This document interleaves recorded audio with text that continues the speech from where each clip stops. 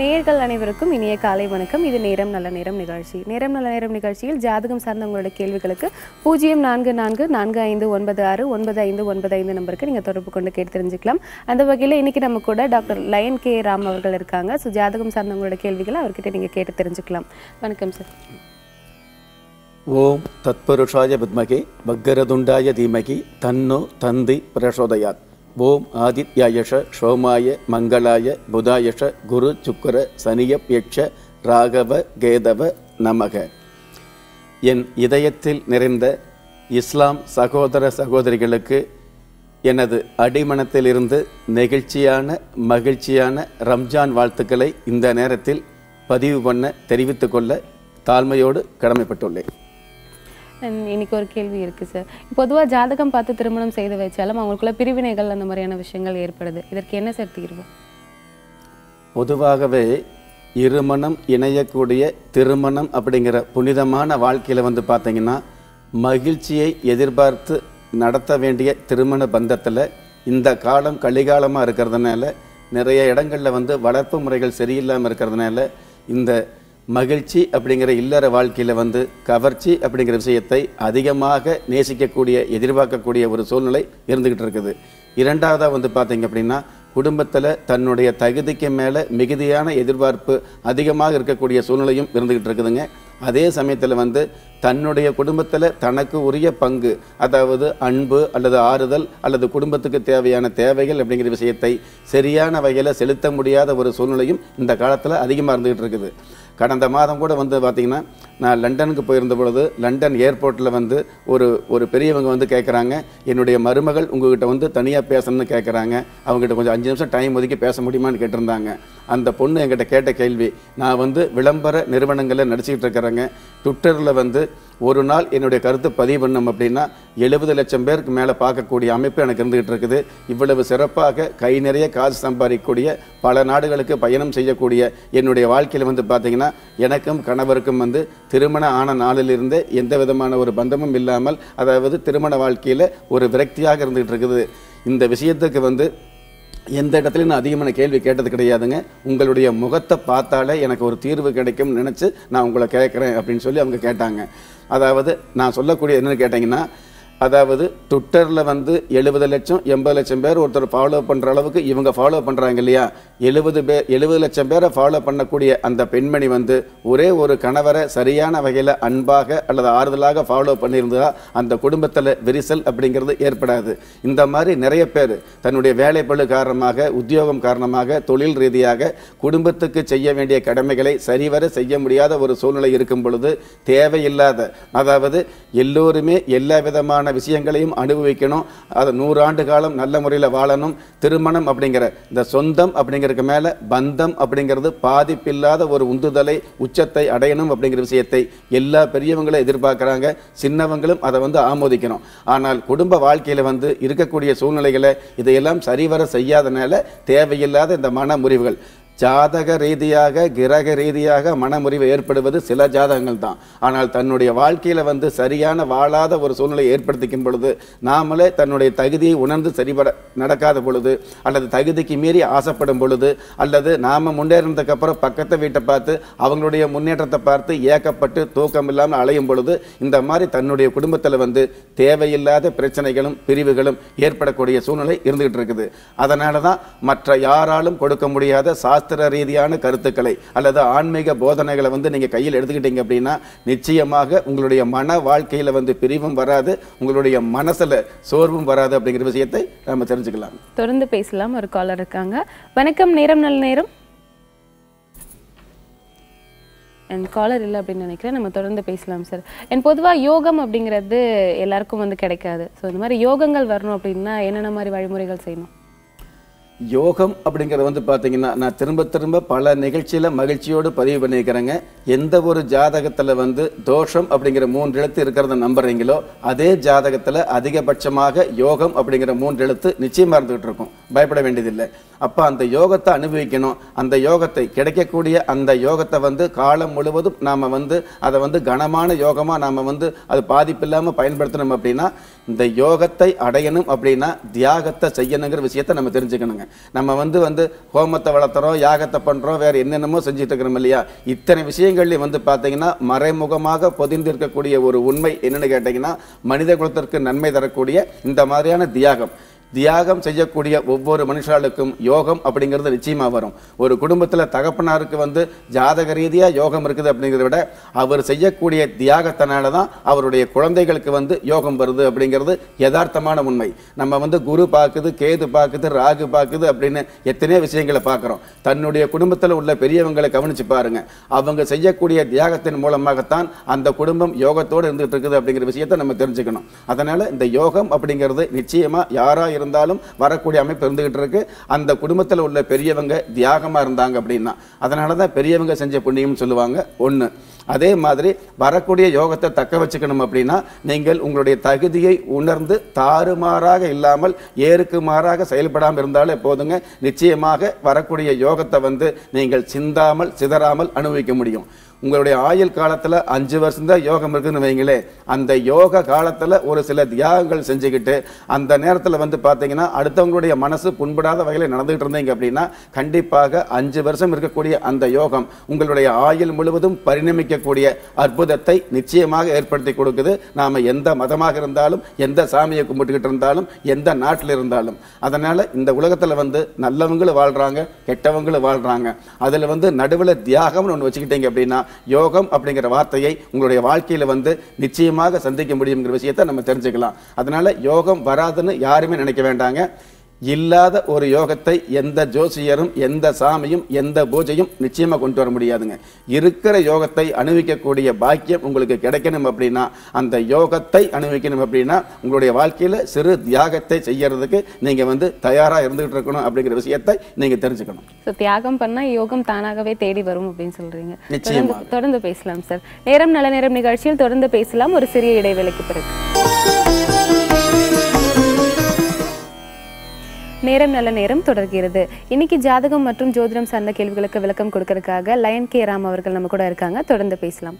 Doctor, யோகம் பற்றின விஷயங்கள் வந்து நீங்கள் எங்களுக்காக சொல்லியிருந்தீங்க. இப்போ வந்து பொதுவாகவே வந்து பேர் மாற்றம் அப்படிங்கிறது நிறைய இடத்துல சொல்கிறாங்க.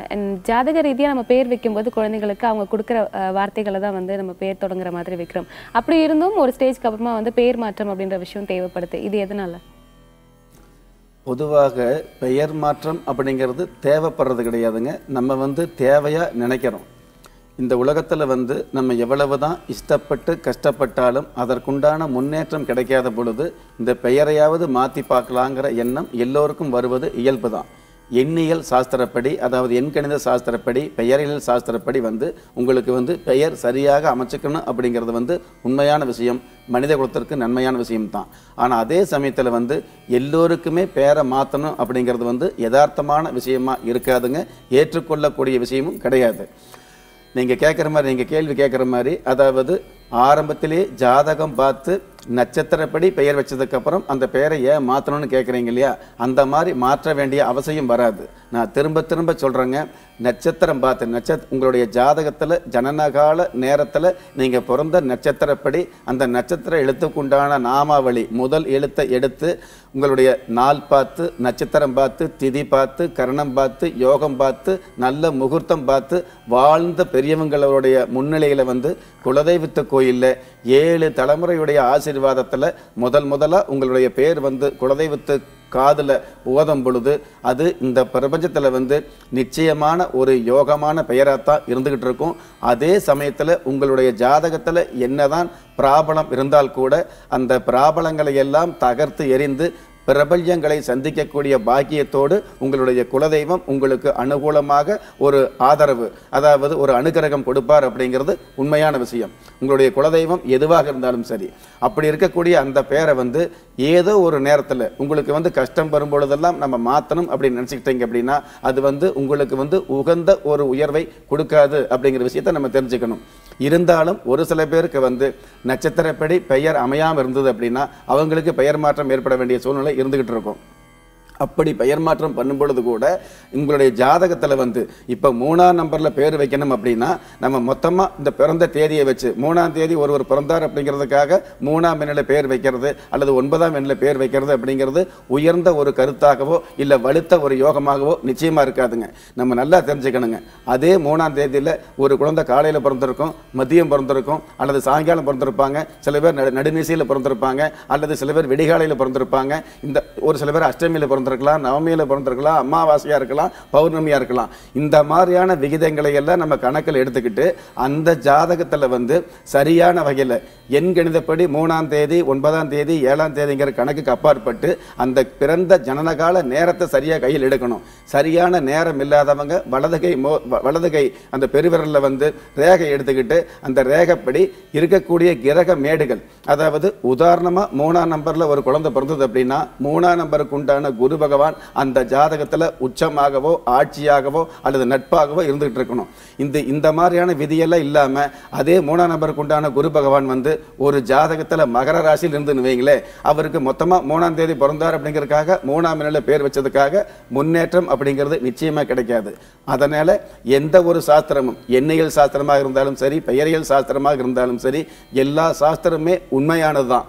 உண்மையான சாஸ்திரம் எல்லாருமே மனித குலத்திற்கு நன்மை பண்ணணும், நன்மையாக இருக்கணும் அப்படின்னா நீங்கள் அடிப்படை ஜனனகால ஜாதகத்தை வந்து ஆராய்ஞ்சு வச்சுக்கக்கூடிய பேர் வந்து நிச்சயமான பிரபலியத்தை, நிச்சயமான பெருமையை, அதாவது உங்களுடைய வாழ்க்கையில் வரக்கூடிய துயரங்களை தொடர்ச்சி எறிஞ்சு உயரங்களை சந்திக்கக்கூடிய பாக்கியங்களை அருளக்கூடிய அமைப்பு உங்களுடைய பெயருக்கு இருந்துகிட்டு இருக்குதுங்க. அதனால் அந்த பெயர் அப்படிங்கிறது வந்து உயிர் மூச்சாக இருக்கக்கூடிய அந்த பெயரை வந்து சரியான தருணத்தில், சரியான நேரத்தில், சரியான முறையில் வந்து நீங்கள் வச்சுக்கிட்டீங்க அப்படின்னா உங்களுடைய வாழ்க்கையில நிச்சயமான பெருமையை, வறுமை அப்படிங்கிற விஷயத்தை விரட்டி அடித்து பெருமை அப்படிங்கிற உச்சத்தை தொட முடியும் அப்படிங்கிறத இந்த நிகழ்ச்சியில வந்து பதிவு பண்ண கடமைப்பட்டிருக்கிறேன். ஓகே, அடுத்த ஒரு கேள்வி இருக்கு. வாஸ்து அப்படிங்கிற விஷயத்துல நிறைய பேருக்கு இப்ப நம்பிக்கை இருக்கு. ஸோ ஒரு வீடு பார்க்கும்போது என்னென்ன மாதிரியான வாஸ்துகள் பார்க்கணும், அண்ட் வாஸ்து அப்படிங்கிறது கண்டிப்பா பார்த்து தான் நம்ம வந்து ஒரு வீட்டுக்கு போகணுமா?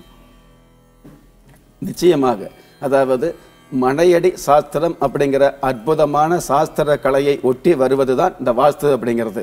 மனையடி சாஸ்திரப்படி இத்தனைக்கு இத்தனை வீடு இருந்துகிட்டு இருக்கணும், இந்த வாசல் படி, அதாவது உச்ச வாசல் அப்படிங்கிற முறையில் வந்து வீடு இருந்துகிட்டு இருக்கணும். அந்த உச்ச வாசல் வந்து அந்த ஜாதகருக்கு வந்து கிழக்கு வாசலாகவா, வடக்கு வாசலா, மேற்கு வாசலா, தெற்கு வாசலா அப்படிங்கிற விதியை வந்து பின்பற்றி இருக்கணும். அப்படிங்கிற ஆழமான விதிகளை அமைதியாக சொல்லக்கூடிய அற்புதமான சாஸ்திரம் மனையடி சாஸ்திரம்.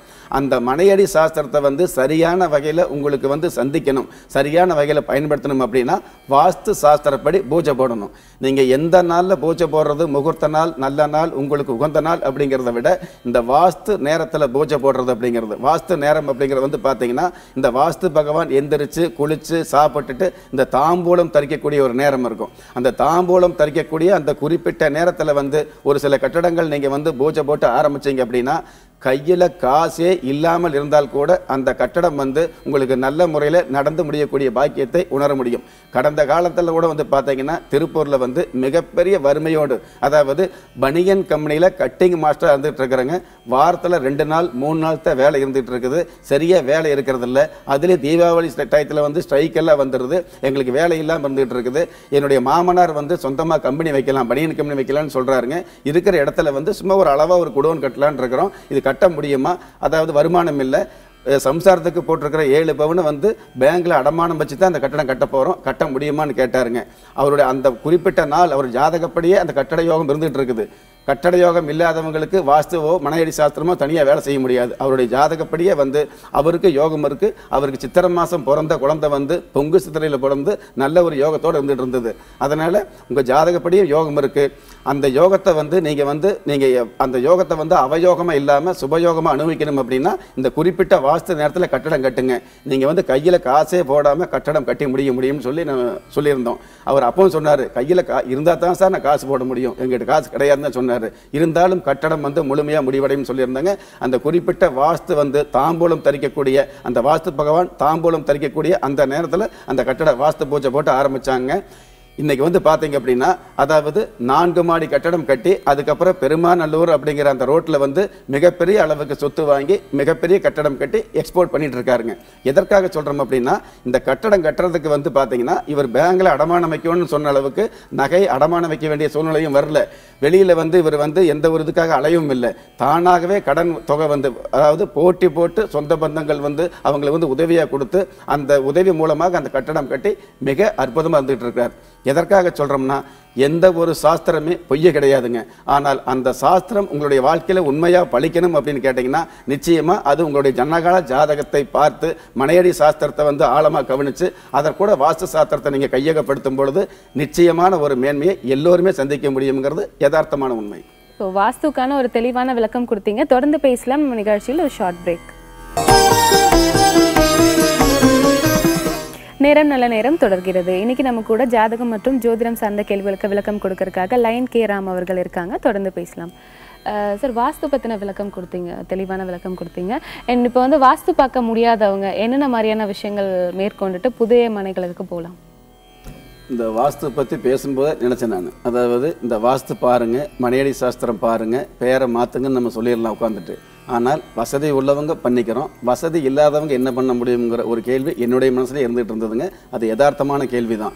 அதாவது வசதி இருந்தால் அதற்குண்டான வாய்ப்பு கிடைச்சால் இந்த மாதிரி சாஸ்திரங்களை நீங்கள் பயன்படுத்தலாம். வசதி இல்லாத பொழுதோ அதற்குண்டான வருமானமோ வாய்ப்போ உங்களுக்கு இல்லாத பொழுது நீங்கள் பயப்பட வேண்டாங்க. எந்த ஒரு விஷயத்துக்கும் நீங்கள் கவலைப்பட்டால் கூட பரவாயில்லைங்க, பயப்பட வேண்டாம். திரும்ப திரும்ப நான் சொல்லக்கூடிய விஷயம் இதுதான்.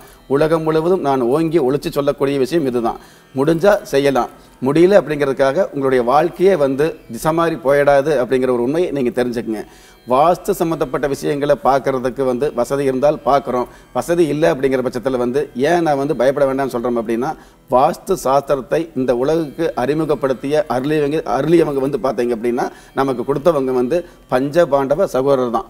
இந்த பஞ்சபாண்டவ சகோதரர் வந்து பார்த்தீங்க அப்படின்னா, இந்த பஞ்சபாண்டவருக்கு உண்டான அரண்மனை வந்து பார்த்தீங்கன்னா அந்த காலத்தில் வந்து பில்லர் கிடையாது, தூண் தான். அந்த ஒவ்வொரு தூணுமே வந்து பஞ்சபாண்டவங்களுடைய அரண்மனையில் இருக்கக்கூடிய ஒவ்வொரு தூணுமே வந்து வாஸ்து முறைப்படி மனையடி சாஸ்திரப்படி இருந்துகிட்டு இருந்தது. அரசர் எந்த இடத்துல உட்கார்ந்துட்டு இருக்கணும், அமைச்சரவை எந்த இடத்துல இருந்துகிட்டு இருக்கணும், ஆலோசனை சொல்லக்கூடிய மந்திரிகள் எந்த மாதிரியான நேரத்தில் வந்து அந்த ஆலோசனையை சொல்லணும், அந்த புறம் அப்படின்னு சொல்லக்கூடிய விஷயங்கள் எந்த இடத்துல இருக்கணும் அப்படிங்கிற ஒவ்வொரு திசைகளையும் வந்து மையப்படுத்தி வகைப்படுத்தி முறையாக எழுப்பப்பட்டதுதான் பஞ்ச பாண்டவர்களுடைய அரண்மனை.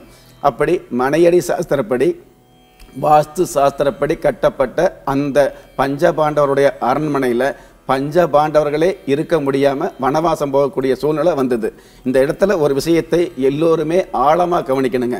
யதார்த்தமாக சொல்லக்கூடிய விஷயங்களை வந்து ஏடா கூடமாக எடுத்துக்க வேண்டாங்க, நல்லா கவனிச்சு பாருங்க. வாஸ்து சாஸ்திரத்தை நமக்கு கொடுத்த அவங்களே அவங்க கட்டின அரண்மனையில் இருக்க முடியல அப்படிங்கிறது யதார்த்தமான உண்மையாக இருக்குது.